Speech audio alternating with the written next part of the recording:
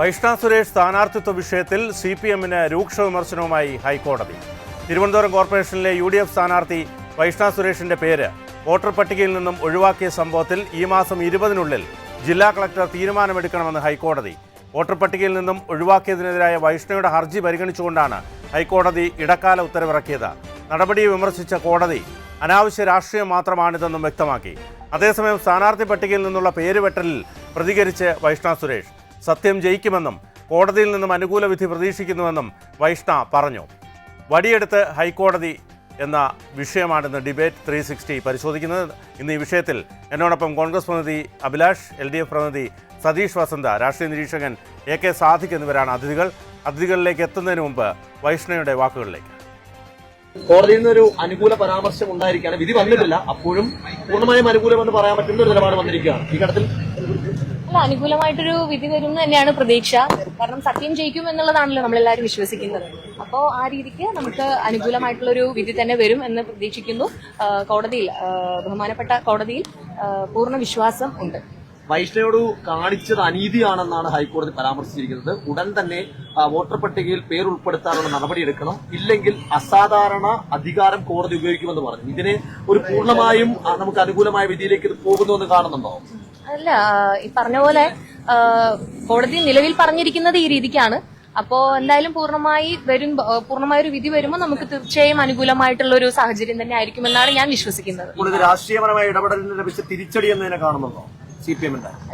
അത് ഞാനല്ലല്ലോ പറയണത്, അത് പാർട്ടിയാണ് പറയേണ്ടത്. അതിന് വേണ്ടപ്പെട്ട ആൾക്കാർ ഇവിടെയുണ്ട്, അവർ പറയും. നാളെ തന്നെ ഹർജിക്കാരനോടും പരാതിക്കാരോടും വരാൻ പറഞ്ഞു. അതെ, അങ്ങനെ പറഞ്ഞിട്ടുണ്ട്. അത് കോടതി തന്നെയാണ് പറഞ്ഞിരിക്കുന്നത്. അപ്പൊ അതിന്റേതായിട്ടുള്ള രീതികളിൽ നമ്മൾ മുന്നോട്ട് പോകും. ഇല്ല, അങ്ങനെ വന്നിട്ടില്ല. അല്ല,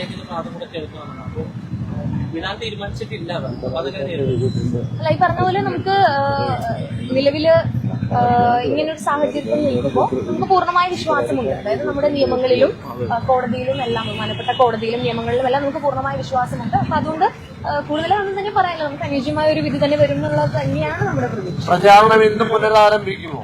തീർച്ചയായും പ്രചാരണം പുനരാരംഭിക്കാൻ തന്നെയാണ് പാർട്ടി നിർദ്ദേശവും. അതുപോലെ തന്നെ മുന്നോട്ട് പോകും. ഇതിനകത്ത് പറയേണ്ട ഒരു കാര്യം,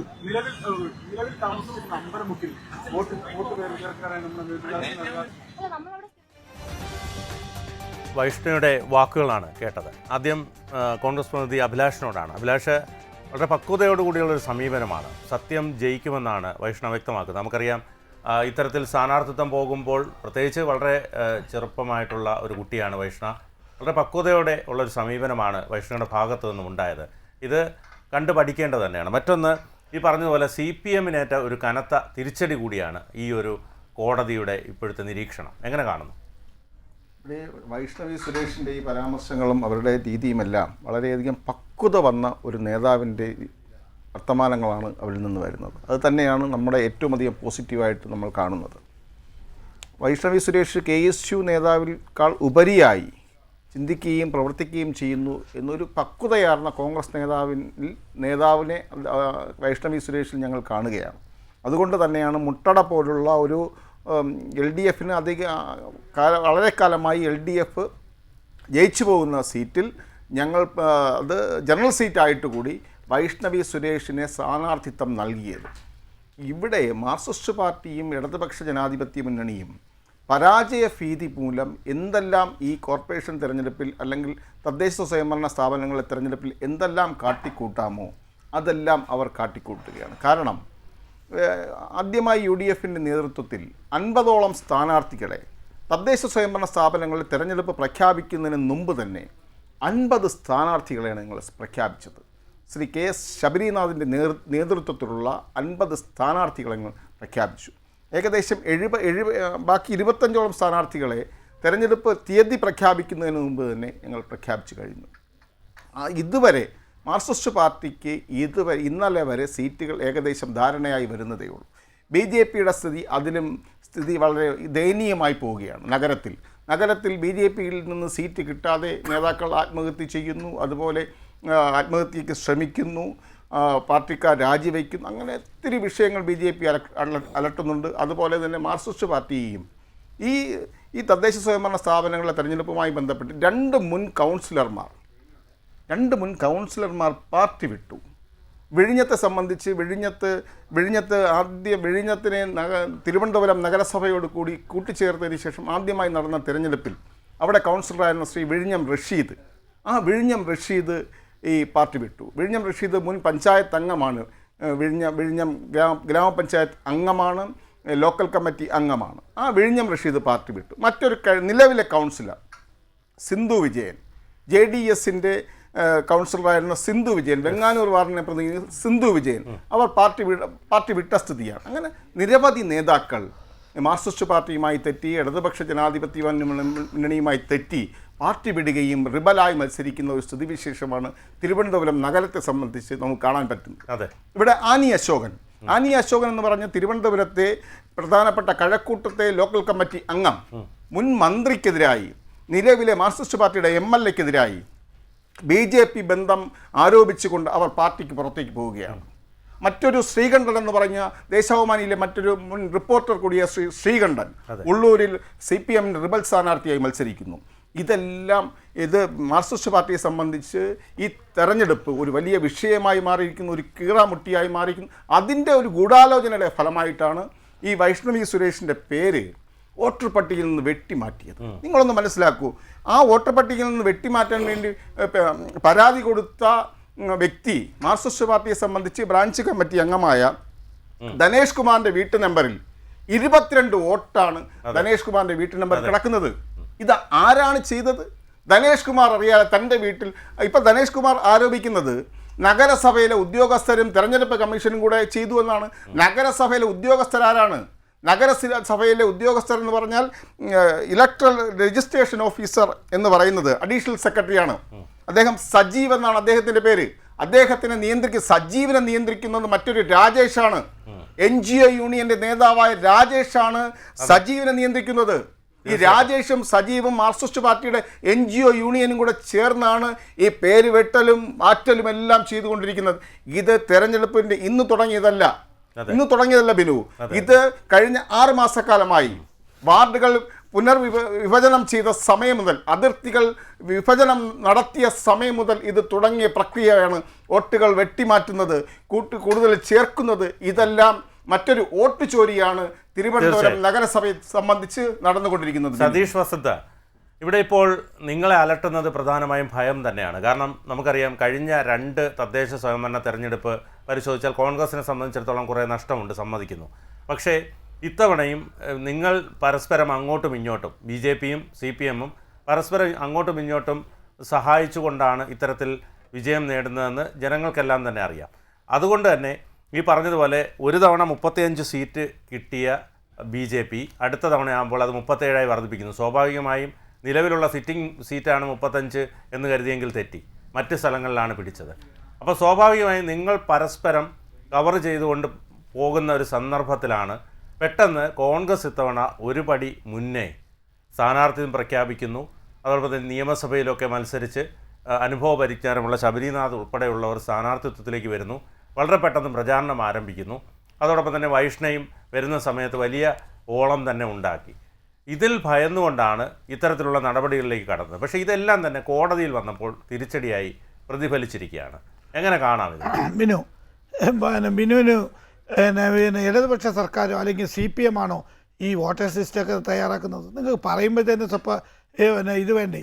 നിങ്ങൾ നോക്കൂ, വോട്ടേഴ്സ് ലിസ്റ്റ് നിങ്ങൾ തന്നെ പറഞ്ഞു തന്നു. ഈ പരാതി കൊടുത്ത ബ്രാഞ്ച് കമ്മിറ്റി അംഗത്തിന് അദ്ദേഹത്തിൻ്റെ വീട്ടിൽ തന്നെ 20 വോട്ടുകൾ അദ്ദേഹം അറിയാതെ വന്നിട്ടുണ്ട്. നോക്കുക, അത് മാത്രമല്ലെന്നേ, ഞാനിപ്പോൾ ഈ ചർച്ചയ്ക്ക് വരുന്ന നേരത്ത് നിങ്ങളെ പോസ്റ്റിന് ഞാൻ അടുത്ത് പോസ്റ്റ് ചെയ്തപ്പോഴത്തേക്ക് എന്നെ ആളുകൾ വിളിക്കുകയാണ്. കാര്യം CPMൻ്റെ വോട്ട് കവടിയാറുള്ള കവടിയാറുള്ള അമ്പലമുക്കിൽ അദ്ദേഹത്തിൻ്റെ കുടുംബ വീട്ടിലാണ് വോട്ടുണ്ട്. ഇപ്പോൾ അദ്ദേഹം ചെന്നപ്പോഴത്തേക്ക് മോളെ ചേർത്തപ്പോഴത്തേക്ക് അദ്ദേഹത്തിൻ്റെ ഭാര്യയുടെ ബാക്കിയുള്ള ഒരു 5-6 വോട്ടില്ല. അത് ഇടതുപക്ഷത്തിൻ്റെ വോട്ടാണ്. അതെങ്ങനെ സംഭവിച്ചു? അതാണ് നിങ്ങൾക്ക് ഇതെല്ലാം കൃത്യമായി അറിയാം. അല്ല, ഞാൻ ഇടതുപക്ഷത്തിന്റെ വോട്ട് എത്ര എണ്ണം പോയെന്നും എത്ര എണ്ണം കൂടുതലുണ്ടെന്നും കൃത്യമായി അറിയാവുന്ന നിങ്ങൾക്ക് അത് അവര് അറിഞ്ഞിട്ടാണ് എന്നെ വിളിക്കുന്നത്. അത് സംസാരിച്ചു. അപ്പൊ ഞാൻ ഇത് പറയുന്നത് LDF, അതായത് ഇപ്പൊ ഈ പറഞ്ഞതുപോലെ വോട്ട് പോയതാണെങ്കിൽ നിങ്ങൾ അത് എങ്ങനെയെങ്കിലും ചേർക്കാൻ പറ്റും, ചേർക്കാൻ സാധിക്കും. പക്ഷെ കൂടുതലാണെങ്കിൽ അത് എങ്ങനെയെങ്കിലും ഈ പറഞ്ഞ പോലെ കള്ള വോട്ടായിട്ടായാലും മഷിമായിട്ടായാലും ഞാൻ ചെയ്യിപ്പിക്കാൻ പറയുന്നത് നോക്കും. വൈഷ്ണവി നേരത്തെ ഇവിടെ സ്ഥാനാർത്ഥി മുട്ടട സ്ഥാനാർത്ഥിയാവുന്ന നേരത്തെ CPM അറിയാമോ? അല്ലെങ്കിൽ നിങ്ങൾ ആരെങ്കിലും പ്രഖ്യാപിച്ചിട്ടുണ്ടോ? അല്ല, പലപ്പോഴും സംഭവിക്കുന്നത് നമുക്കറിയാം. ഇപ്പൊ അല്ലല്ല വൈഷ്ണവ് സ്ഥാനാർത്ഥിയാവുമെന്ന് CPM അറിഞ്ഞുകൂടാ. പക്ഷെ ഒരു കാര്യമുണ്ട്, ഈ പറഞ്ഞതുപോലെ ഈ ചില തദ്ദേശ സ്വയംഭരണ തെരഞ്ഞെടുപ്പ് വരുമ്പോൾ, ഇപ്പോൾ വിവാഹം കഴിച്ചിട്ടുള്ളൊരു യുവതിയാണെങ്കിൽ സ്വാഭാവികമായിട്ടും ചിലപ്പോൾ ഭർത്താവിൻ്റെ അടുത്തായിരിക്കും തദ്ദേശ സ്വയംഭരണ സ്ഥാപനങ്ങളിലേക്ക് വരുമ്പോൾ വോട്ട്, മറിച്ച് നിയമസഭയിലോ ലോക്സഭയിലോ ചിലപ്പോൾ അവരുടെ വീട്ടിലാവാം. അങ്ങനെ കുറേ ക്രമക്കേടുകൾ ഇതിനകത്ത് ഓൾറെഡി തന്നെ ഉണ്ട്. നമുക്ക് നമ്മുടെയൊക്കെ വാർഡുകളൊക്കെ പരിശോധിച്ചാൽ അത് അറിയാൻ കഴിയും.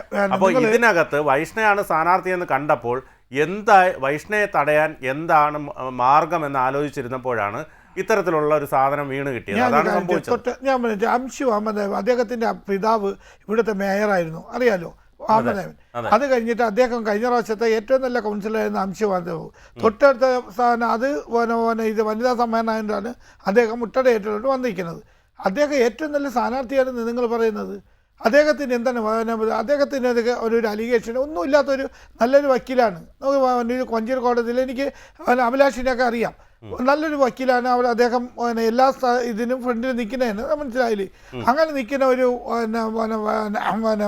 ഇത് സ്ഥാനാർത്ഥിക്ക് എന്തിനു പേടിക്കണം? നിങ്ങൾ ഇതൊക്കെ പറഞ്ഞല്ലോ. നിങ്ങളൊക്കെ പറഞ്ഞു തന്നത് കഴിഞ്ഞ പ്രാവശ്യം 37 സീറ്റ് BJPക്ക് ആയിരുന്നത്. അത്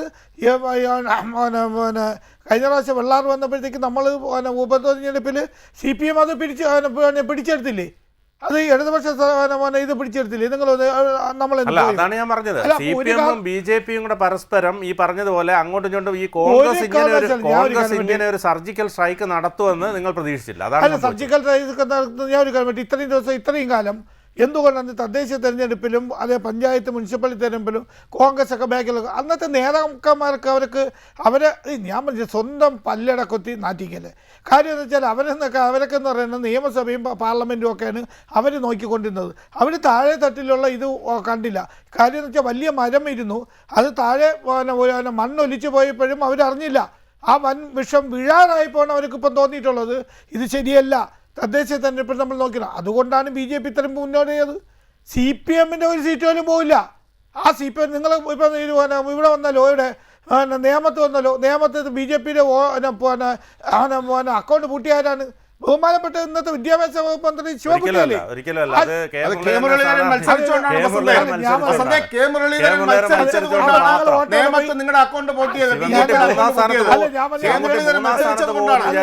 അതിലേക്ക് ഞാൻ ശിവൻകുട്ടി പോലും ഞെട്ടിപ്പോയി വിജയം കണ്ടപ്പോൾ. ശിവൻകുട്ടി ഇലക്ഷനൊക്കെ അദ്ദേഹം ഒന്ന് വിശ്രമിക്കാം എന്ന് കരുതിയാണ് മത്സരിച്ചത്. എന്തായാലും 3-ാം സ്ഥാനമല്ലേ, 2-ാം സ്ഥാനമെങ്കിലും കിട്ടുമോ എന്നുള്ള പ്രതീക്ഷയില്ല. അപ്പോഴാണ് K. മുരളീധരൻ വന്നതും ചിത്രം മാറുന്നത്. അല്ല, ഞാൻ കെ മുരളീധരൻ വന്നപ്പോഴത്തേക്ക് നിങ്ങൾ വോട്ട് ഈ വോട്ടല്ലേ BJPക്ക് പോയത്? അല്ല, CPM-ന്റെ വോട്ട് പോയോ? അല്ല, അങ്ങനെ പറയാൻ പറ്റില്ല. നിങ്ങൾ ചർച്ച ചെയ്യുന്നത് അങ്ങനെ പറയാൻ പറ്റില്ല. CPM അല്ല, ഞാൻ പറഞ്ഞത് CPM-ന്റെയോ ഇടതുപക്ഷ മുന്നണിയുടെ ഒരു വോട്ട് പോലും ചോർന്ന് BJPക്ക് പോയില്ല. അല്ലല്ല, അതിലൊക്കെ വേറെ ചില ഘടകങ്ങളുണ്ട്. ഇതൊക്കെ കണക്കാക്കപ്പെടും. അതായത് BJP വളർന്നിട്ടുള്ള സ്ഥലങ്ങളൊക്കെ നിങ്ങളെ പരിശോധിച്ചു ബിനു. അല്ല, ഞാൻ പറഞ്ഞിട്ട് BJP വളർന്നിട്ടുള്ള സ്ഥലങ്ങളല്ലേ UDF-ൻ്റെതൊക്കെ. ഞാൻ പറഞ്ഞിട്ട് എൻ്റെ സ്ഥലമാണ് പാപ്പനംകോട് എസ്റ്റേറ്റ് ഒക്കെ. അവിടുത്തെ കോൺഗ്രസ്സുകാരൊക്കെ പക്ക കോൺഗ്രസ്സുകാരാണ്. അവരൊക്കെ ഇന്ന് BJP-യിൽ പ്രവർത്തിക്കാണ്. അവർ മാത്രമല്ല, അവരെ മക്കൾ. അങ്ങനെയാണെങ്കിൽ ലോക്സഭ എടുത്ത് പരിശോധിച്ചാൽ ഇപ്പൊ ഇവിടെ തിരുവനന്തപുരം മണ്ഡലം എടുത്ത് പരിശോധിച്ചാൽ ലോകസഭ തെരഞ്ഞെടുപ്പ് തിരുവനന്തപുരം മണ്ഡലം എടുത്ത് പരിശോധിച്ചാൽ സംഭവിക്കുന്നത് 3-ാം സ്ഥാനത്ത്. ലോകസഭ തെരഞ്ഞെടുപ്പ് എവിടെയാണ് നിങ്ങൾക്ക് കയറിയത്? ശശി തരൂർ എവിടെയാണ് കയറിയത്? അതായത് ലോക്സഭാ തെരഞ്ഞെടുപ്പ് പരിശോധിക്കുമ്പോൾ എന്തുകൊണ്ടാണ് ഇടതുപക്ഷ സ്ഥാനാർത്ഥി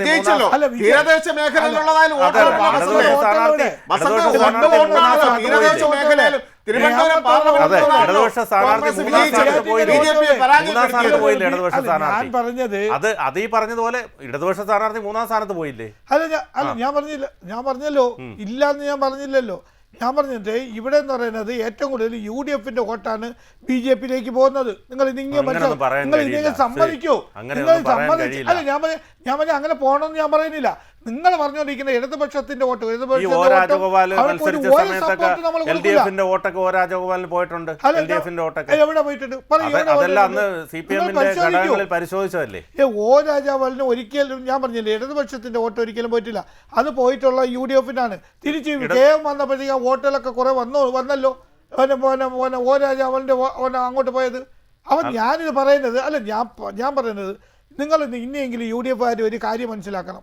നിങ്ങളെ വോട്ട് നിങ്ങൾ ഇടേണ്ട, നിങ്ങളെ പെട്ടിക്കകത്ത് ഇടേണ്ട ഒരു ഇത് കൊണ്ടാണ്.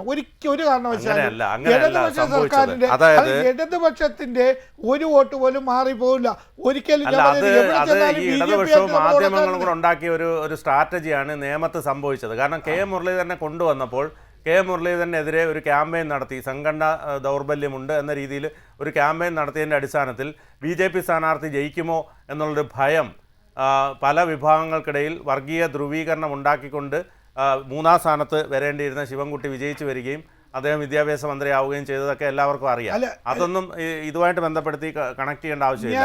ഞാൻ AK സാദിഖിലേക്ക് പോവുകയാണ്. പിന്നെ അങ്ങനെയൊന്നും ഒരു സംഭവിക്കില്ല ഇടതുപക്ഷ. അതുകൊണ്ട് നമുക്ക് ഭയപ്പാടൊന്നുമില്ല. നിങ്ങളൊന്ന് മനസ്സിലാക്കുന്ന ഇടതുപക്ഷ മുന്നണിക്ക് ഇത് അടുത്ത പ്രാവശ്യം കോർപ്പറേഷൻ ഇടതുപക്ഷം തന്നെ ഭരിക്കും. നിങ്ങൾ വേണമെങ്കിൽ പരിശോധിച്ച് നോക്കൂ.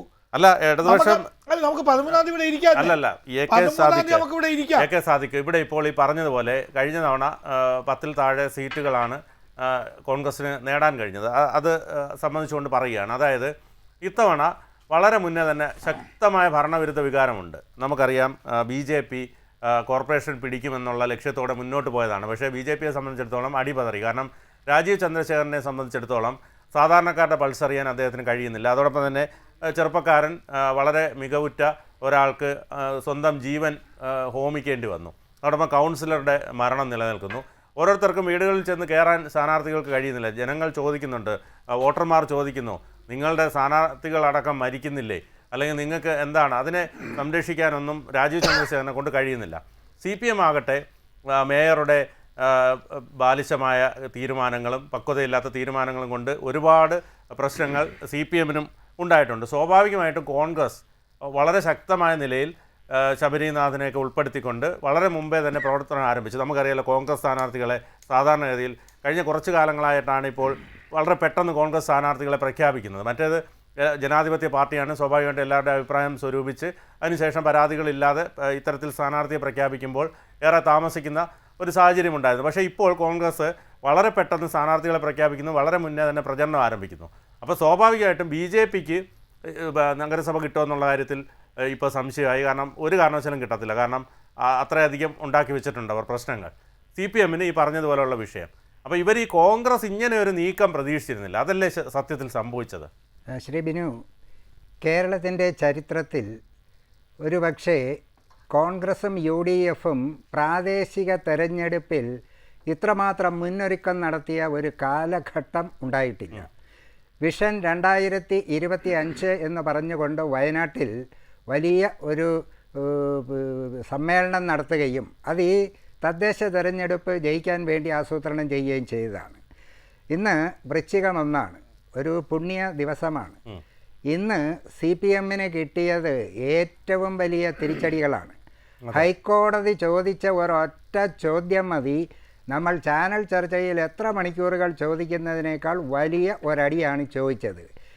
മത്സരിക്കാൻ വന്ന തീരെ ചെറുപ്പമായ ഒരു പെൺകുട്ടിയെ രാഷ്ട്രീയ കാരണത്താൽ പേരൊഴിവാക്കിയത് എന്തിന്? ഒറ്റ ചോദ്യം പോരെ. രാഷ്ട്രീയ കാരണങ്ങളാൽ പേരൊഴിവാക്കിയെന്ന് ഹൈക്കോടതി പറയുകയല്ലേ. സാങ്കേതികത്വമാണ് വീട്ടു നമ്പർ എന്നൊക്കെ പറയുന്നത്.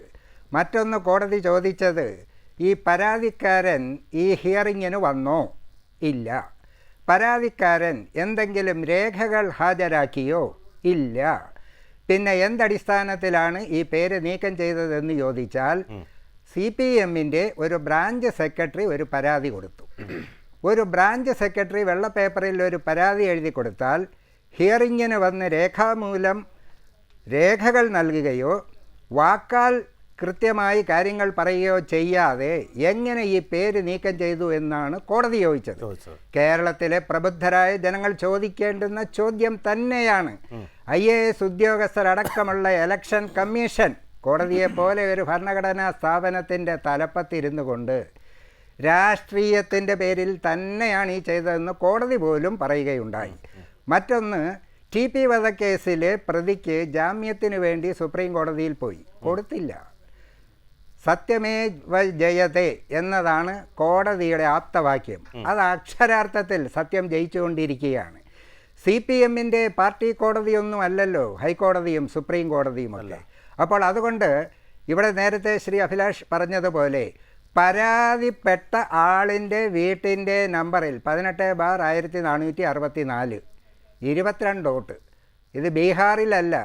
രാഹുൽ ഗാന്ധി ഈ 22, 30 ഒരു വീട്ടു നമ്പറിൽ 0 വീട്ടു നമ്പറിലുമൊക്കെ വോട്ടുകളുണ്ടെന്ന് പറഞ്ഞപ്പോൾ അതൊക്കെ ബീഹാറിലല്ലേ കർണാടകയിലല്ലേ എന്നൊക്കെ പറഞ്ഞ് ഇവിടെ ഊറ്റം കൊണ്ട് നമ്പർ 1 കേരളം, സമ്പൂർണ്ണ സാക്ഷരത, അതിദാരിദ്ര്യമില്ലാത്ത നാട്ടിലാണ്, സപ്ലിമെൻ്ററി ലിസ്റ്റിലാണ്. ഇവിടെ ഏറ്റവും വലിയ വിഷയം ഈ പ്രാഥമിക പട്ടികയിലും അന്തിമ പട്ടികയിലും ഈ വൈഷ്ണയുടെ പേരുണ്ടായിരുന്നു. ഈ പേരുള്ള ആളിൻ്റെ പേര് മാറ്റിയത് ഇപ്പം ഏറ്റവും അവസാനം 2 ദിവസം അവസാന നിമിഷം ഇങ്ങനെ ഒരു അവസരം കൊടുത്തത് എന്തടിസ്ഥാനത്തിലാണ്? ഇങ്ങനെയാണെങ്കിൽ നോമിനേഷൻ കൊടുക്കേണ്ടുന്ന തലേ ദിവസം രാത്രി ഒരു സപ്ലിമെൻ്ററി ലിസ്റ്റ് ഇറക്കി സ്ഥാനാർത്ഥി ആവേണ്ടവരുടെ പേരുകൾ എടുത്ത് നീക്കം ചെയ്താൽ എവിടെ ചോദ്യം ചെയ്യും?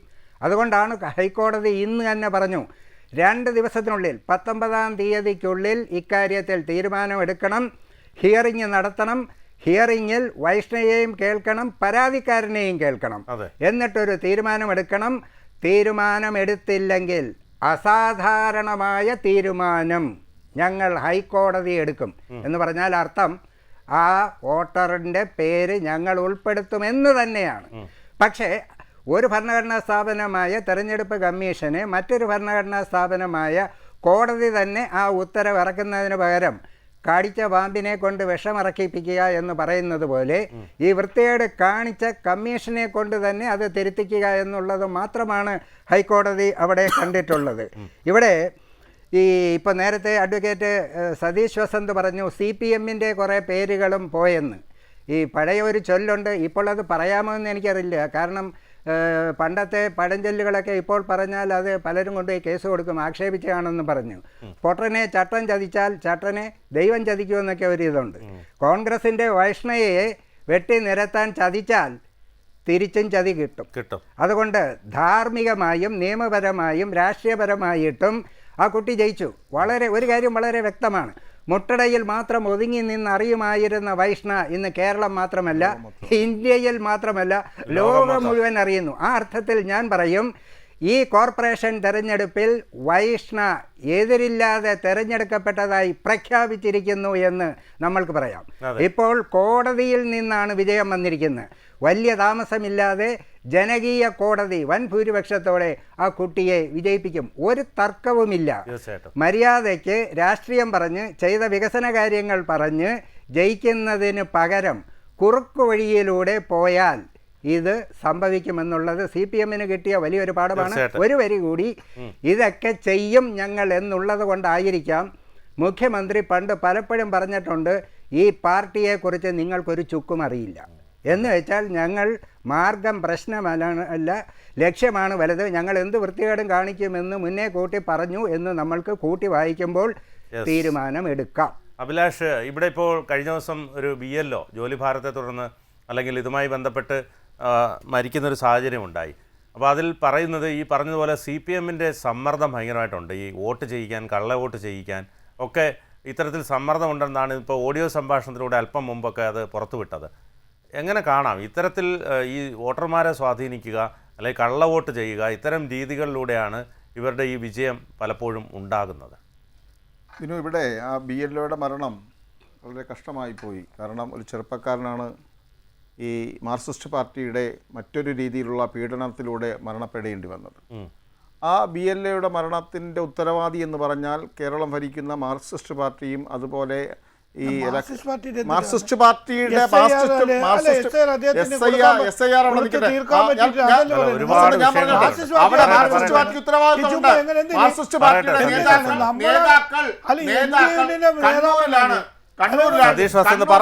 കണ്ണൂരിലാണ്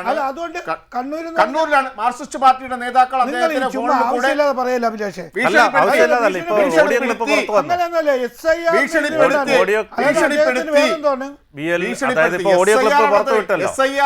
ഒത്തിരി വിഷയങ്ങളുണ്ട്. SIRൽ ഒത്തിരി വിഷയങ്ങളുണ്ട്. SIR നടപ്പിലാക്കുന്നതിൽ ഒത്തിരി വിഷയമുണ്ട്. പക്ഷേ SIRമായി പോയ ഒരു ഉദ്യോഗസ്ഥനെ മാർക്സിസ്റ്റ് പാർട്ടിയിലെ നേതാക്കൾ ചേർന്നു വളരെയധികം ഭീഷണിപ്പെടുത്തി. ആ ഭീഷണിക്ക് മുന്നിൽ അവർക്ക് ആ ഉദ്യോഗസ്ഥനെ പിടിച്ചു പിടിച്ചിരിക്കാൻ കഴിഞ്ഞില്ല. അതുകൊണ്ടാണ് അദ്ദേഹം ആത്മഹത്യ ചെയ്തത്. അവിടെ DCC പ്രസിഡന്റ് അവിടെ ഓഡിയോ ക്ലിപ്പൊക്കെ പുറത്തു വിട്ടിട്ടുണ്ട്. BLOയെ ഉപയോഗപ്പെടുത്തിക്കൊണ്ട് നിങ്ങൾ എന്തെല്ലാം തിരഞ്ഞെടുപ്പ് അട്ടിമറികളാണ് നടത്തിയിട്ടുള്ളത്. കണ്ണൂരിൽ തന്നെ നിങ്ങളെ മാർക്സിസ്റ്റ് പാർട്ടിയുടെ നേതാവും ജില്ലാ പഞ്ചായത്ത് പ്രസിഡന്റും കൂടെ ചേർന്ന് മറ്റൊരു കളക്ടറെ കൊന്നില്ലേ, സബ് കളക്ടറെ കൊന്നില്ലേ?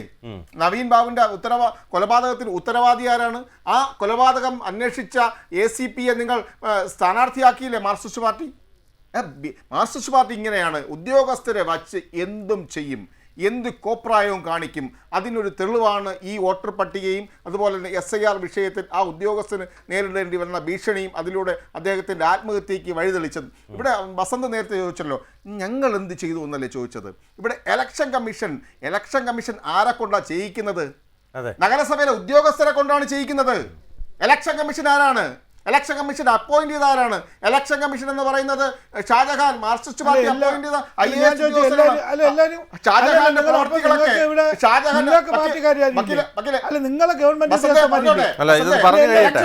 നടക്കുന്ന കേസുകൾ, കൂറുമാറ്റ നിരോധന നിയമം അനുസരിച്ചുള്ള തദ്ദേശ സ്വയംഭരണ സ്ഥാപനങ്ങളുടെ കേസുകൾ നിങ്ങൾക്ക് പരിശോധിച്ച് നോക്കണം. വസന്ത് വക്കീലിന് അറിയാമല്ലോ, അവിടെ പോകുന്ന ആളാണല്ലോ നിങ്ങൾ. അവിടെ പോകുമ്പോൾ അറിയാമല്ലോ കോൺഗ്രസ് ഫയൽ ചെയ്യുന്ന കേസുകൾ എത്രത്തോളം മാറ്റിയാണ് പോസ്റ്റ് ചെയ്യുന്നത്, മാർക്സിസ്റ്റ് പാർട്ടി ഫയൽ ചെയ്യുന്ന കേസുകൾ എത്ര പെട്ടെന്ന് അദ്ദേഹം കേൾക്കുന്നു, തീരുമാനമെടുക്കുന്നു എന്ന് നിങ്ങൾക്കറിയാമല്ലോ. ഇലക്ഷൻ കമ്മീഷന്റെ തീരുമാനങ്ങളെക്കുറിച്ച് ഞാൻ കൂടുതൽ സംസാരിക്കേണ്ട ആവശ്യമില്ല. അവിടെ ഈ ഇലക്ഷൻ കമ്മീഷൻ ആരെ കൊണ്ടാണ് ഇത് ചെയ്യിക്കുന്നത്? ഉദ്യോഗസ്ഥരെ കൊണ്ട്. ഇവിടെ assistant returning officer, electoral officer എന്ന് അസിസ്റ്റന്റ് സെക്രട്ടറി എന്ന് പറയുന്നത് സജീവിനെ പാവയാക്കിക്കൊണ്ട് കളിപ്പാവയാക്കിക്കൊണ്ട് നിയന്ത്രിക്കുന്ന രാജേഷാണ്.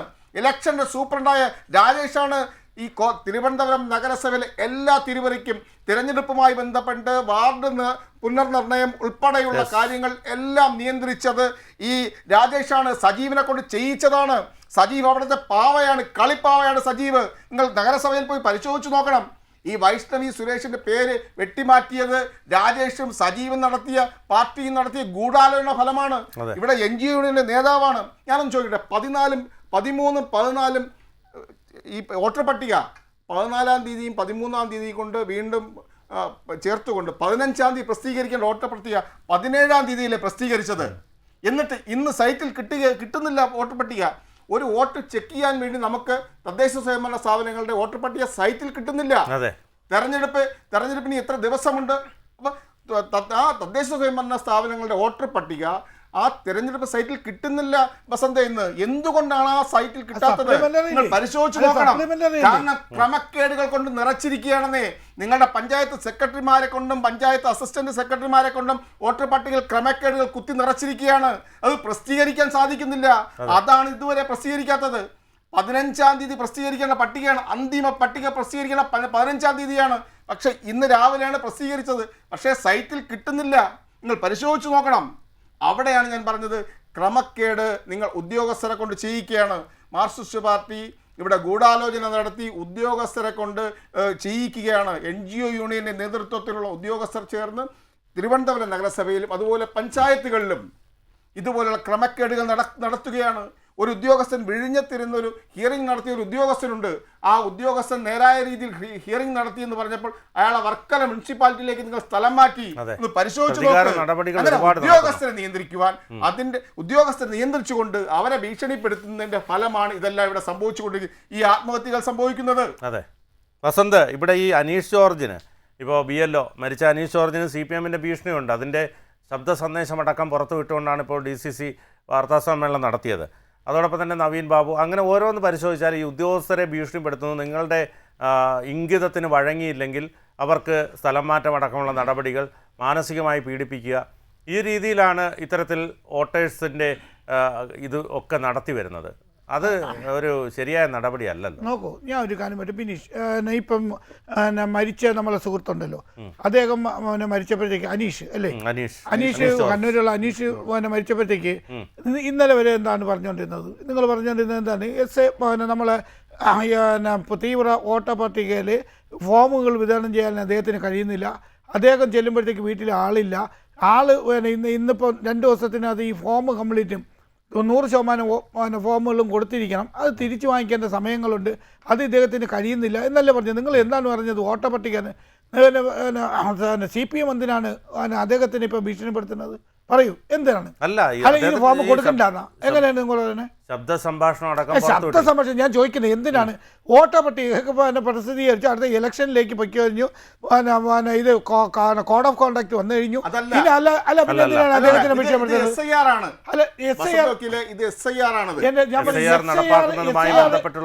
SIR കൊടുക്കണ്ടെന്ന് അദ്ദേഹം പറഞ്ഞിട്ടുണ്ട്.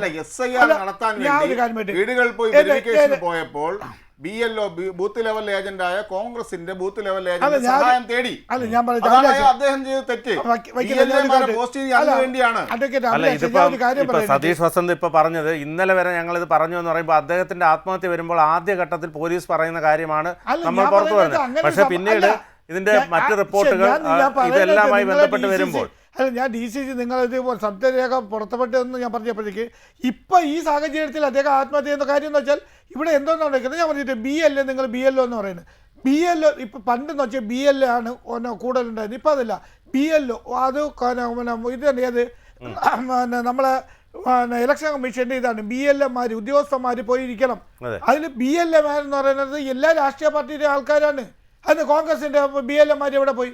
അവർക്ക് ജോലി ചെയ്യാൻ വയ്യെന്നേ. ഈ ചുമ്മാകളെന്ന് പറയാനല്ലാതെ ഈ രാഷ്ട്രീയ എനിക്കറിയാം. അവിടെ ഇടതുപക്ഷ ആളുകൾ കറക്റ്റായിട്ട് അവരെ BLA കൊടുത്തിട്ടുണ്ട്. നിങ്ങളെ കൊടുത്തിട്ടുണ്ടോ? കൊടുക്കാതെ അത് തന്നെ വിഷയം. അല്ല, ഈ പറഞ്ഞത് ഇപ്പോൾ താങ്കൾ സൂചിപ്പിക്കുന്നത് വോട്ട് ചെയ്യുന്ന സമയത്തുള്ള ഓരോ ബൂത്തിലുമുള്ള ഇതല്ലേ താങ്കൾ ഉദ്ദേശിച്ചത്? അല്ല, ഞാനൊരു കാര്യം, ഒരു രാഷ്ട്രീയ പാർട്ടി എന്ന് പറഞ്ഞാൽ താഴെക്കടയിൽ ഇറങ്ങി വർക്ക് ചെയ്യണം. ഇറക്കിയാലേ അവിടുത്തെ ആളുകൾ എത്ര പേരുണ്ടെന്നും അവരെ വോട്ടുകൾ മാറിയിട്ടുണ്ടോ അല്ലെങ്കിൽ ആട്ടുകൾ ചേർക്കുന്നത്. ഇവരെ വോട്ടുകൾ എവിടെയാണ് ചേർക്കുന്നത്? ഒരിടത്തുമില്ല. ഇവർ ചുമ്മാ ആരെങ്കിലും എങ്ങനെയെങ്കിലും ചേർത്ത് വരുമ്പോൾ അത് ഞാൻ ഇത് നോക്കേനെന്ന് ഇദ്ദേഹം പറഞ്ഞ് ഡീലിമിറ്റേഷൻ എങ്ങനെയാണ് പുതിയ വാർഡുകളൊക്കെ രൂപീകരിച്ചപ്പോഴത്തേക്ക് എത്രയോ കരട് ഇത് വന്നിട്ടുണ്ട്. ഞങ്ങൾ ഹൈക്കോടതിയിൽ പോയിട്ട് ഭരണം ആർക്കാ ഇപ്പം?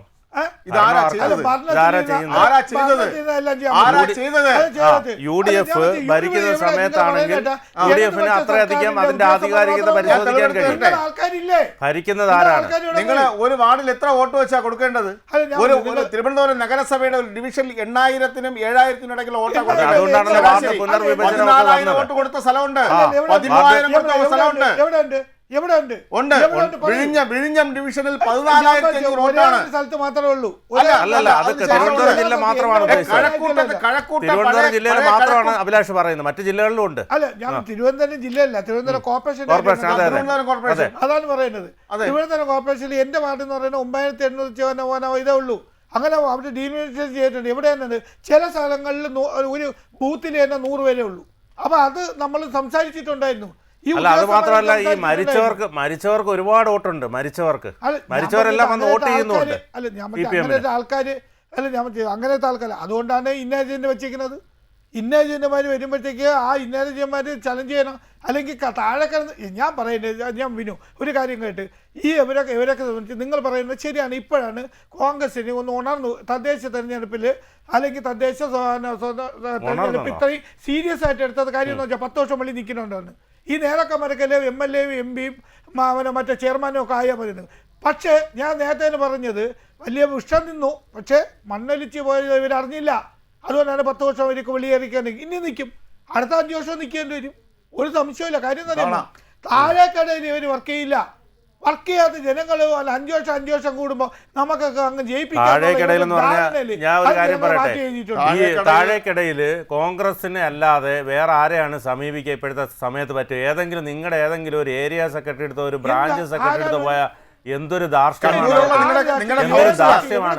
ഒരു കത്തിന് എന്തെങ്കിലും ഒരു ആവശ്യത്തിന് AKG സെന്ററിൽ വരണമെങ്കിൽ ഒരു കത്തിന് ആദ്യം ബ്രാഞ്ച് സെക്രട്ടറിയുടെ കാലം പിടിക്കണം. പിന്നെ അല്ലല്ല, അങ്ങനെയാണെങ്കിലും അവരുടെ ധാർഷ്ട്യവും അഹങ്കാരവും ഒക്കെ ജനങ്ങൾ കണ്ടുകൊണ്ടിരിക്കുകയാണ്. കോൺഗ്രസിന്റെ മുഖ്യമന്ത്രിയായിരുന്ന ശ്രീ ഉമ്മൻചാണ്ടിയൊക്കെ ഏത് സമയത്തും ഏത് പാതിരാത്രിക്കും ഏത് വെളുപ്പാങ്കാലത്തും ഒരു സാധാരണക്കാരനും പോയി കാണാൻ കഴിയും.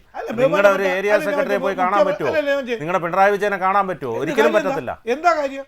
ആ കാര്യത അഹങ്കാരം കാര്യങ്ങൾ അദ്ദേഹം കാണും. അഹങ്കാരം അദ്ദേഹത്തിന്റെ പത്രക്കാരടുത്ത് പോലും പറഞ്ഞത് കണക്ക് പുറത്തുനിന്നാ ഓരോ പറഞ്ഞത്. സെക്ഷനിൽ ഓരോ ഇത് വെച്ചിട്ടുണ്ട് നേതാക്കം വരെ. അവരെ കണ്ടാൽ മതി. ആവശ്യമില്ലാതെ മുഖ്യമന്ത്രി എന്തിനാ കാണുന്നത്? നമ്മൾ ഓരോരുത്തരുടെ കഷ്ടപ്പെടുന്നത് നമ്മൾ കാണുന്നതാണ്. അല്ല, എല്ലാ മുഖ്യമന്ത്രി എന്തിനാണ് കാണുന്നത്? മുഖ്യമന്ത്രിയെ കാണേണ്ട കാര്യങ്ങളിൽ അദ്ദേഹത്തിന് അല്ല, മുഖ്യമന്ത്രി കാണുന്ന കാര്യമല്ല ഞാൻ പറഞ്ഞത്. ഈ പറഞ്ഞ നിങ്ങളിപ്പോ സാധാരണക്കാരുടെ ഇടയിൽ ഇറങ്ങുന്നില്ല എന്ന് പറഞ്ഞത് കോൺഗ്രസ്സുകാരെ പോയി കാണുന്ന പോലല്ല. ഇന്നും ഇടതുപക്ഷ മുന്നണിയിലെ പ്രവർത്തകർ മാത്രമേ ഉള്ളൂ. ഒരിക്കലും UDF ഇല്ല എന്ന് തന്നെ ഞാൻ പറയുന്നു. അത് ഇനിയെങ്കിലും തെറ്റായ ധാരണകളാണ്. വാഷ് ഔട്ടായി പോകും. AK സാദിഖ് ഇവിടെ ഈ പറഞ്ഞതുപോലെ ഈ CPM-ന്റെ ഒരാളിനെ കാണണം, അല്ലെങ്കിൽ ഒരു പ്രധാനപ്പെട്ട ഒരു ആവശ്യത്തിന് ഒരു മിനിസ്റ്ററെ കാണണമെന്ന് വെച്ചോ, നമ്മൾ ആദ്യം അവിടുത്തെ ബ്രാഞ്ച് സെക്രട്ടറിയെ കാണണം. അയാളുടെ കത്ത് അയാൾ ചിലപ്പോൾ കത്ത് തരില്ല. പിന്നെ ഇങ്ങനെ ഓരോരുത്തരിലും പോയിട്ട് വേണം ഇവരിലേക്ക് എത്താൻ. ഇല്ലേ? അതല്ലേ സത്യം?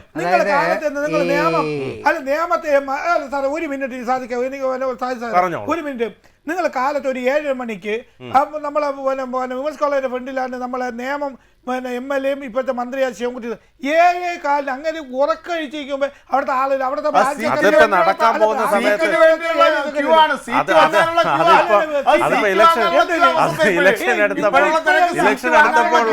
ഇലക്ഷൻ എടുത്തപ്പോഴാണ് തെരഞ്ഞെടുപ്പ് എടുത്തപ്പോൾ ഉള്ള ഒരു ഇതാണ്. കഴിഞ്ഞ പ്രാവശ്യം അദ്ദേഹം MLA ആയിരുന്നില്ലല്ലോ. അദ്ദേഹത്തിന്റെ വീട്ടിൽ ചെന്ന് നമ്മൾ നോക്കണം.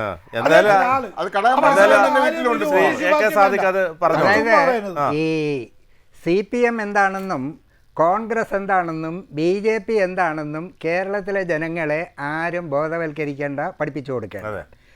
പ്രസവിച്ച് വീഴുന്ന പൊടി കുഞ്ഞുങ്ങൾക്ക് മുതൽ അറിയാം ഓരോ പാർട്ടിയുടെയും ശൈലി എന്താണ്, സ്വഭാവം എന്താണ് എന്ന് ഉള്ളത്.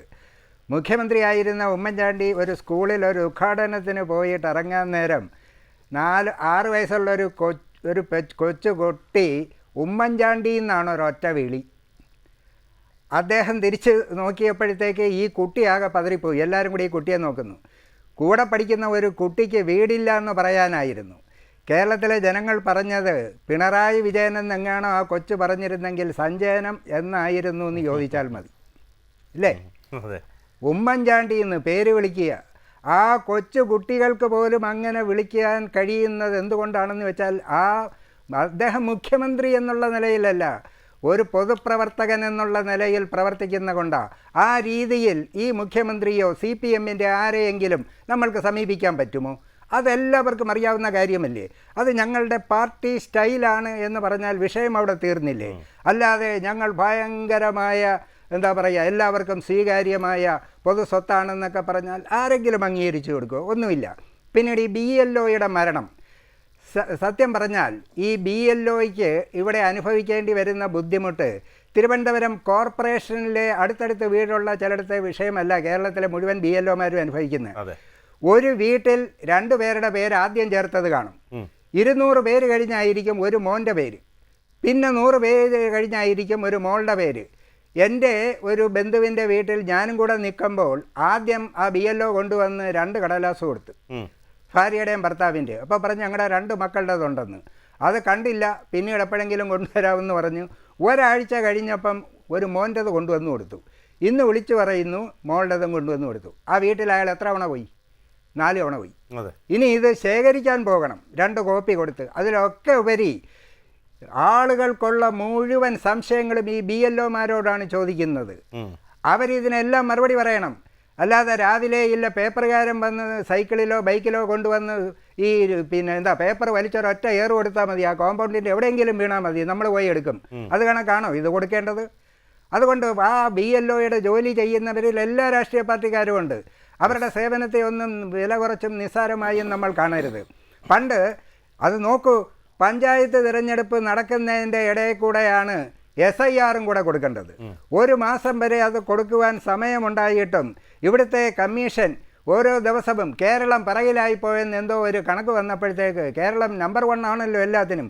അതുകൊണ്ട് ഇവരുടെ പുറത്ത് സമ്മർദ്ദം വന്നു. അതുമാത്രമല്ല, ഈ BLOമാരെ ഈ തദ്ദേശ തിരഞ്ഞെടുപ്പിൻ്റെ ജോലിക്ക് വരെ നിയമിച്ചു. NGO അസോസിയേഷനൊക്കെ അതിന് ഒരുപാട് പരാതി കൊടുത്തു. നമ്മൾക്ക് കൃത്യമായിട്ടറിയാം. CPM അതിനകത്തൊന്നും മിണ്ടിയില്ല. കാരണം എന്താണെന്ന് പറഞ്ഞാൽ അവരുടെയും കൂടെ ഒരു വലിയ ആവശ്യമായിട്ടാണ് ഇതിനെ അവർ കണ്ടത്. ഇനി മറ്റൊരു കാര്യം നോക്കൂ, കേന്ദ്രത്തിൻ്റെ വോട്ട് ചോരിക്കെതിരെ ഒരക്ഷരം കേരളത്തിൻ്റെ മുഖ്യമന്ത്രിയോ CPM-ഓ പറയാതിരുന്നത് എന്തുകൊണ്ടാണ് എന്നുള്ളത് ഇപ്പം തെളിഞ്ഞില്ലേ? അപ്പോൾ നമ്മളുടെ സംശയം, സുരേഷ് ഗോപിക്ക് ഈ ബുദ്ധി തിരുവനന്തപുരത്ത് നിന്ന് പറഞ്ഞു കൊടുത്തുന്നത് മുട്ടടയിലെ നേതാക്കന്മാരാണോ, അതോ സുരേഷ് ഗോപി അവിടെ ചെയ്തതിനെ ഇവിടുത്തെ നേതാക്കന്മാർ തിരിച്ചു കോപ്പി അടിച്ചതാണോ എന്നാണ് അറിയേണ്ടത്. എന്തായാലും അവിടെയും ഇതുപോലായിരുന്നല്ലോ തൃശ്ശൂരിൽ. കേരളത്തിൻ്റെ തൃശ്ശൂരിൽ ഇത്രയും വോട്ടുകൾ ബൾക്കായിട്ട് കൊണ്ടുവന്ന് ചേർത്ത് വോട്ട് ചെയ്തു പോയിട്ട് ഇവിടുത്തെ ഗവൺമെൻറ്റിനോ ഇവിടുത്തെ പാർട്ടിക്കോ ഇവിടുത്തെ തെരഞ്ഞെടുപ്പ് കമ്മീഷനോ യാതൊരു ദുഃഖവുമില്ലല്ലോ, ഒരു നാണക്കേടുമില്ലല്ലോ. ഗോപാലകൃഷ്ണൻ പറയുകയും ചെയ്തു ഞങ്ങളിത് എന്ത് വേണമെങ്കിലും ചെയ്യുമെന്ന്. അദ്ദേഹം പറഞ്ഞത് ഞങ്ങൾ കാശ്മീരിൽ നിന്ന് വരെ ആളുകളെ ഇവിടെ കൊണ്ടുവന്ന് വോട്ട് ചെയ്യിപ്പിക്കും, തടയാമെങ്കിൽ തടയാമോ എന്നാണ് ചോദിച്ചത്. അതൊക്കെ തെരഞ്ഞെടുപ്പ് വോട്ടിങ്ങിൻ്റെ പെരുമാറ്റച്ചട്ടത്തിൻ്റെയൊക്കെ വയലേഷനാണ്. കേസെടുക്കാൻ ധൈര്യമുണ്ടോ? BJP-യുടെ ഏത് ഉത്തരവാദിത്തപ്പെട്ട നേതാവിനെതിരെ കേസെടുക്കാനാണ് ഇവർക്ക് ധൈര്യമുള്ളത്? വർഗീയ വിഷം പറയുന്ന പ്രചരണങ്ങളും സംഭാഷണങ്ങളും ഒക്കെ നടത്തി കഴിഞ്ഞാൽ സ്വമേധയാ കേസെടുക്കാം. കേസെടുക്കുമോ? പഴയ കൊടകരയിലെ കുഴൽപ്പണം കള്ളക്കടത്ത് അതിന് കേസെടുത്തോ? മഞ്ചേശ്വരത്തെ വോട്ടിന് പണം കൊടുത്ത് സ്ഥാനാർത്ഥിയെ മാറ്റിയ കേസിലെടുത്തോ? സ്വർണ്ണക്കള്ളക്കടത്ത് ഏത് കേസാണ് എടുത്തിട്ടുള്ളത്? അപ്പോൾ കേന്ദ്രത്തിലെ BJP-യും കേരളത്തിലെ CPM-ഉം എല്ലാം ഇക്കാര്യത്തിൽ മത്സരിച്ച് ഒന്നിനൊന്ന്, രണ്ടുപേരുടെയും ലക്ഷ്യം ഒന്നാണ്.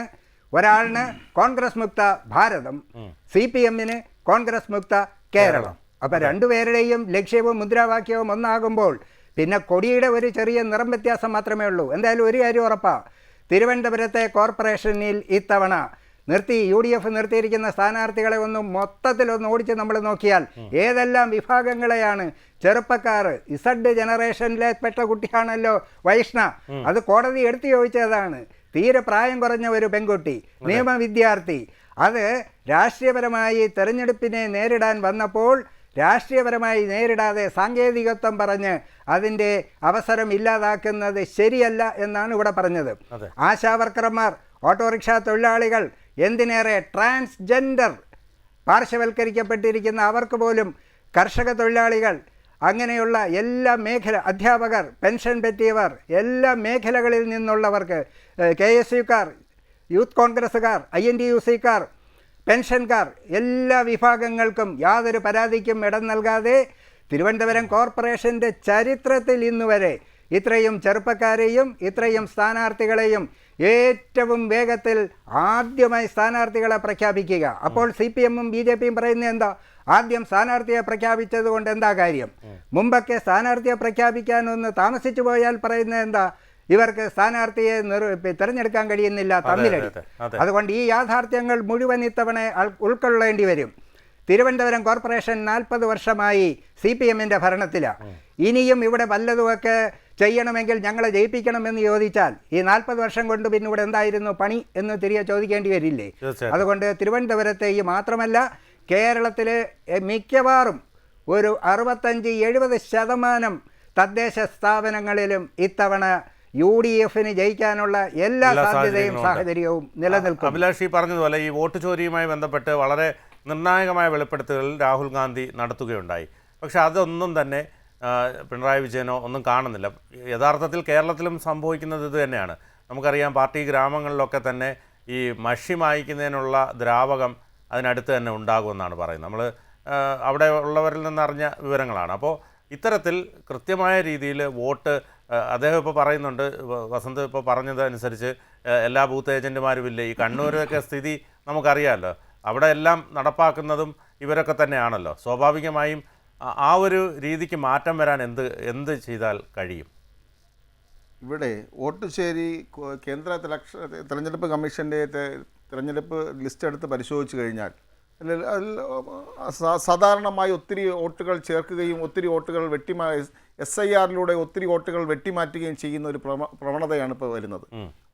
കുറച്ച് വോട്ടുകൾ ഇങ്ങനെ കൂട്ടിച്ചേർക്കുക, ഏതെങ്കിലുമൊക്കെ വീട്ടു നമ്പറിലെടുത്ത് ഒരു വീട്ടു നമ്പറിൽ 100-ഉം 150-ഉം 300-ഓളം വോട്ടുകൾ ഒരു വീട്ടു നമ്പറിൽ ഒരു വീട്ടിൽ 300-ഓളം വോട്ടുകൾ ചേർക്കുക. അതിനുശേഷം കുറച്ച് വോട്ട് വെട്ടിമാറ്റുക. അതിനുവേണ്ടിയാണ് ഈ SIR എന്ന് പറയുന്ന പുതിയൊരു സംവിധാനം ഇവർ കൊണ്ടുവരുന്നത്. അപ്പോൾ അതിനെ ഫലപ്രദം നിങ്ങൾ കൊണ്ടുവരുന്നു എന്ന് പറഞ്ഞില്ലല്ലോ, പറഞ്ഞോട്ടെ. നിങ്ങൾ കൊണ്ടുവന്ന്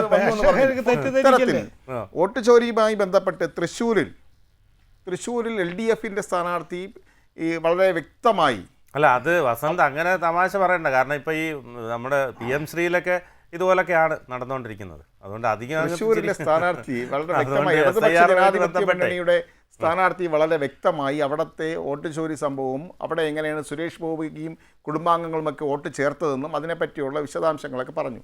പക്ഷെ അതുമായി ബന്ധപ്പെട്ട് കേരളത്തിലെ മുഖ്യമന്ത്രി വ്യക്തമായ എന്തെങ്കിലും ഒരു പ്രതികരണം ഇന്ന് വരെ നടത്തിയിട്ടില്ല ബിനു. അതിൽ നിന്ന് നമ്മൾ എന്താ മനസ്സിലാക്കേണ്ടത്? ഇത് മാർക്സിസ്റ്റ് പാർട്ടിയും അതുപോലെ തന്നെ BJPയും തമ്മിലുള്ള ഒരു ഒത്തുകളിയുടെ ഭാഗമാണ്.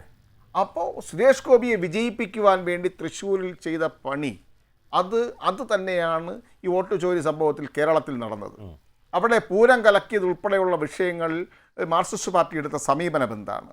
അവിടുത്തെ മുഖ്യ ഘടകകക്ഷിയായ CPIയുടെ മന്ത്രിമാർ വിളിച്ചിട്ട് MR അജിത് കുമാർ ഫോൺ എടുത്തില്ല എന്ന് ഉൾപ്പെടെയുള്ള കാര്യങ്ങൾ പുറത്തു വന്നിട്ട് അതിനടുത്ത് എന്തെങ്കിലും ഒരു നടപടി സ്വീകരിക്കുവാൻ ഈ മുഖ്യമന്ത്രി തയ്യാറായോ? അപ്പോൾ ഇവിടെ മാർക്സിസ്റ്റ് പാർട്ടി അത് ബിനു നേരത്തെ സൂചിപ്പിച്ചതുപോലെ PM ശ്രീ പദ്ധതിയിലേക്ക് ഒപ്പിടുവാൻ വേണ്ടി കാണിച്ച വ്യഗ്രതയും നാടകവും മന്ത്രിമാർ അറിഞ്ഞില്ല, LDF ചർച്ച ചെയ്തില്ല.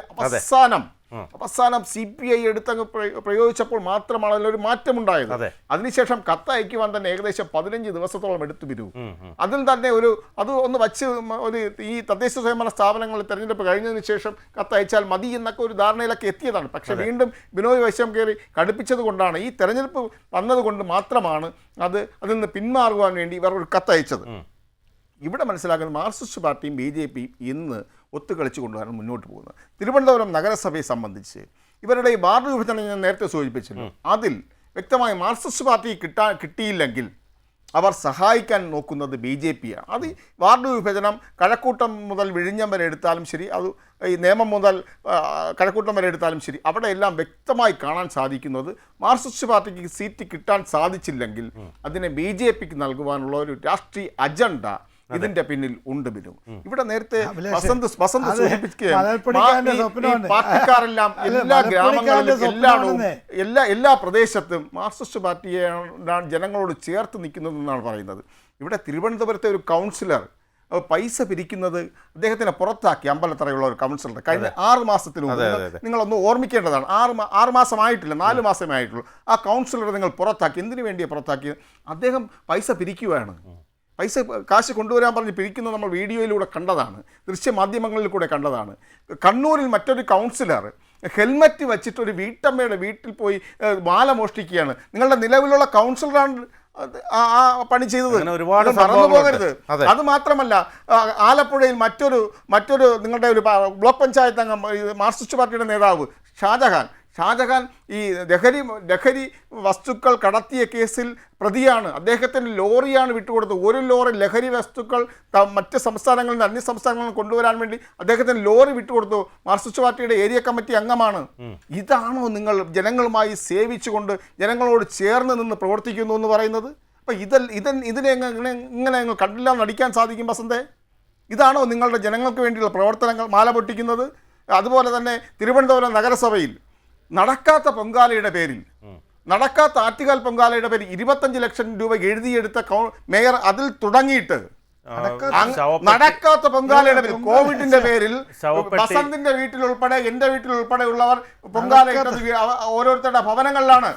ആ നടക്കാത്ത പൊങ്കാലയുടെ പേരിൽ 25 ലക്ഷം രൂപ എഴുതിയെടുത്ത മേയർ ആര്യ അതിനുശേഷം ബ്രിട്ടനിൽ പോയി ബ്രിട്ടീഷ് പാർലമെന്റിന്റെ അവാർഡ് വാങ്ങിച്ചു എന്ന് പറഞ്ഞു. അവിടുത്തെ ഒരു ഏജൻസിയുടെ അവാർഡ്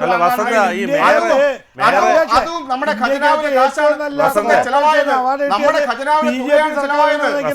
നിങ്ങൾ ഓർമ്മിക്കണം.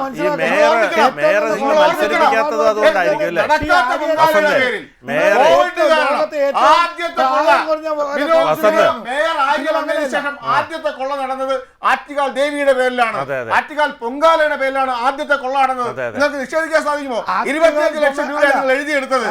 അതിനുശേഷം അവസാനം ബ്രിട്ടീഷ് പാർലമെന്റിൽ പോയി ബ്രിട്ടീഷ് പാർലമെന്റിൽ പോയി അവാർഡ് വാങ്ങിച്ചു. ഇവിടെ നിന്ന് കൊട്ടിഘോഷിച്ചാണ് അങ്ങ് പോയത് ബ്രിട്ടീഷ് പാർലമെന്റിലേക്ക്. പിന്നെയാണ് മനസ്സിലായി അവിടുത്തെ ലൈബ്രറി ഹാളിൽ വെച്ചൊരു ഫംഗ്ഷൻ നടത്തിയതാണ്. ഏത് ഏജൻസിക്ക് അവിടെ പോയാലും ലൈബ്രറി ഹാൾ വാടകയ്ക്ക് കൊടുക്കും. അങ്ങനെ ഏതോ ഒരു PR ഏജൻസി കൊടുത്ത അവാർഡ് ബ്രിട്ടീഷ് പാർലമെന്റിൽ ഏറ്റവും നല്ല നഗരസഭയ്ക്കുള്ള അവാർഡ്, ഏറ്റവും നല്ല നഗരസഭയ്ക്കുള്ള അവാർഡ് വാങ്ങിച്ചുകൊണ്ടാണ് നിങ്ങൾ പറയുന്നത്. ഇതൊക്കെ കൊണ്ടാണോ വസന്ത് അതുകൊണ്ടാണോ ആര്യ മത്സരിപ്പിക്കാഞ്ഞത്?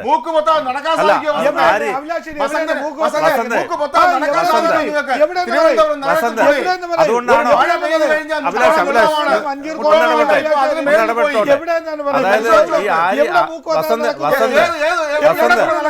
ഈ ആര്യ മത്സരിപ്പിക്കാത്തത് അതുകൊണ്ടാണോ? ഈ രണ്ടാമത് ആര്യ മത്സരിപ്പിക്കാത്തത് ഇതുകൊണ്ടല്ലേ? പേടിച്ചിട്ടല്ലേ?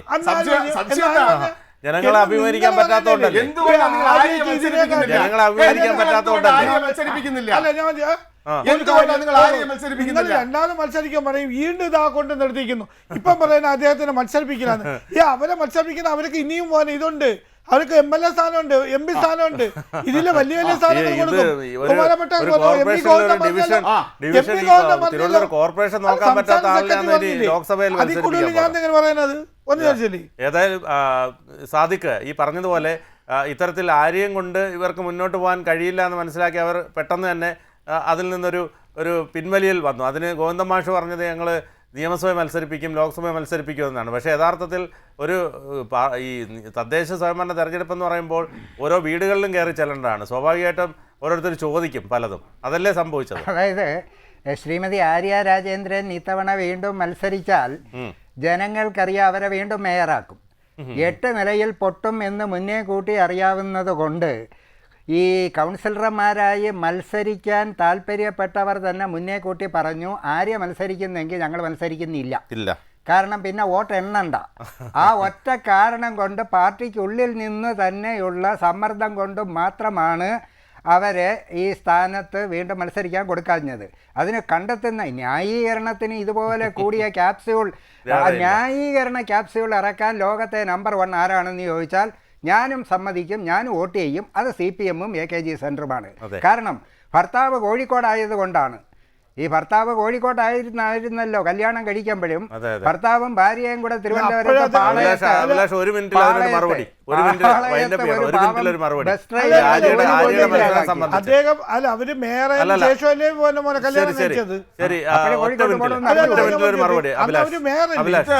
ഇതിവിടെ സാദിഖ് സാർ നേരത്തെ സൂചിപ്പിച്ചത് തന്നെയാണ്. ആര്യയെ മുൻനിർത്തി ഇവർക്ക് തെരഞ്ഞെടുപ്പിനെ നേരിടാൻ ഭയമാണ്. ആര്യ മത്സരിച്ചു കഴിഞ്ഞാൽ മറ്റ് സ്ഥാനാർത്ഥികളൊന്നും മത്സരിക്കുന്നെല്ലാം തീരുമാനിക്കുകയാണ്. LDF-ൽ തന്നെയും അല്ലെങ്കിൽ മാർക്സിസ്റ്റ് പാർട്ടി തന്നെയും ആര്യയെ മുൻനിർത്തിക്കൊണ്ട് നിങ്ങൾ എന്തുകൊണ്ട് ആര്യക്ക് സീറ്റ് കൊടുത്തില്ല? എന്തുകൊണ്ട് ആര്യക്ക് സീറ്റ് കൊടുത്തില്ല? ഈ നഗരസഭാ ഭരണത്തിൽ ഇത്രയധികം അഴിമതി നടന്നിട്ടുള്ള ഒരു മേയർ കേരള തിരുവനന്തപുരം ചരിത്രത്തിൽ ഉണ്ടായിട്ടുണ്ടോ? ഏതായാലും വൈഷ്ണവ് സുരേഷ് സ്ഥാനാർത്ഥിത്വ വിഷയത്തിൽ CPM-ന് രൂക്ഷ വിമർശനമാണ് ഹൈക്കോടതിയുടെ ഭാഗത്തു നിന്നുണ്ടായത്. വൈഷ്ണവയ്ക്ക് മത്സരിക്കാവുന്ന വിധത്തിലേക്ക് കാര്യങ്ങൾ എത്തുന്നു. വൈഷ്ണവ് പ്രചരണ രംഗത്ത് സജീവമായി കഴിഞ്ഞു. ഇന്ന് ഈ വിഷയമാണ് ഇവിടെ പരിശോധിച്ചത്. ഇന്ന് കോൺഗ്രസ് പ്രതിനിധി അഭിലാഷ്, LDF പ്രതിനിധി സതീഷ് വസന്ത്, രാഷ്ട്രീയ നിരീക്ഷകൻ AK സാദിഖ് എന്നിവരാണ് അതിഥികളായി പങ്കെടുത്തത്. ഈ ചർച്ച ഇവിടെ അവസാനിക്കുകയാണ്. ജയിക്കുന്നു.